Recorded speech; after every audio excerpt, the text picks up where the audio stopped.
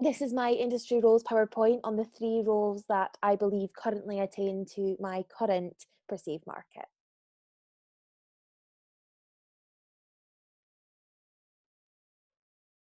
The first role I have is working in theatre and the production roles behind theatre, more specifically set. Next, we have community arts and working within the community to bring theatre to younger and more amateur groups. And then I have music theatre, stage acting with dancing and song.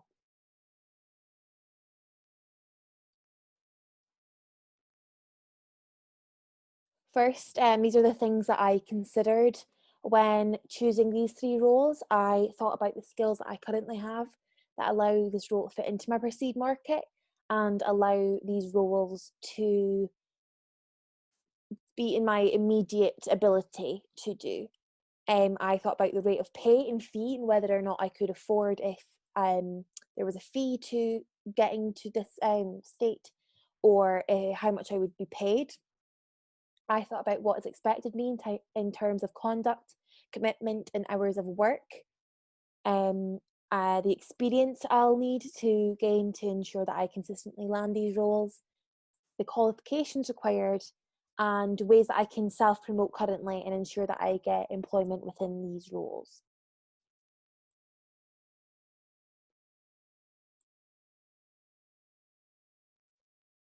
First, I have working in theatre.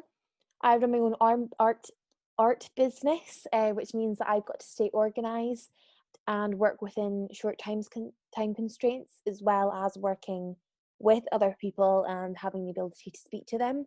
I often get given commissions that are very close in date, and I will have to finish an artwork in about a month or so, which means I'm very used to working within high pressure situations with a lot of time to get things done, but producing work that's of a quality standard.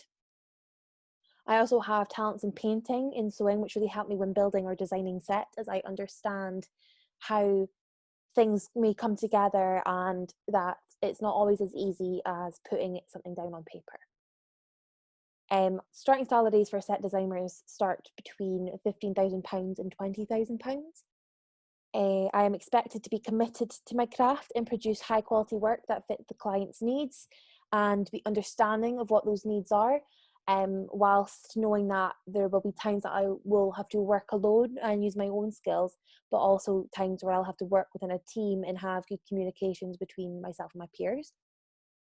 I will need a H&D or above in theatre design or technical theatre, and I can promote by creating a design portfolio and sending it out to employers so that I can get my pieces known and create contacts in the business, as well as getting feedback back from businesses and companies on my work.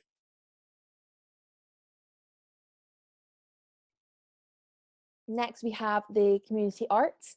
I've worked previously with many amateur drama groups, performing in shows as a cast member.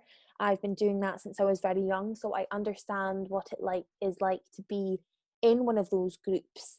And I've also ran an extracurricular drama group at school for young people.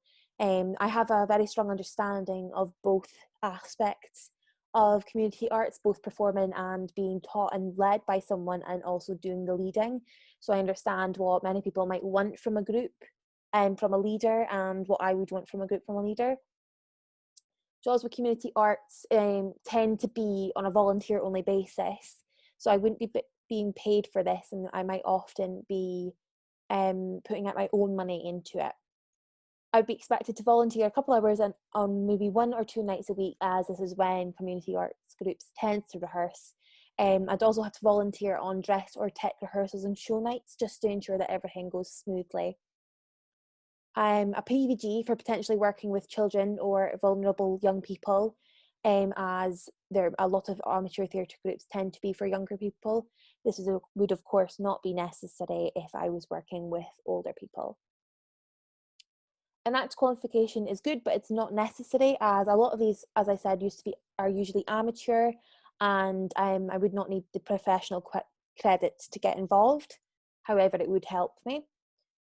And I could promote the past work that I've done online or on social media, as well as keeping up to date with existing other theatre groups and their casting to see what they're looking for, if I can get involved in that for more experience, or if I can draw from that to learn more myself.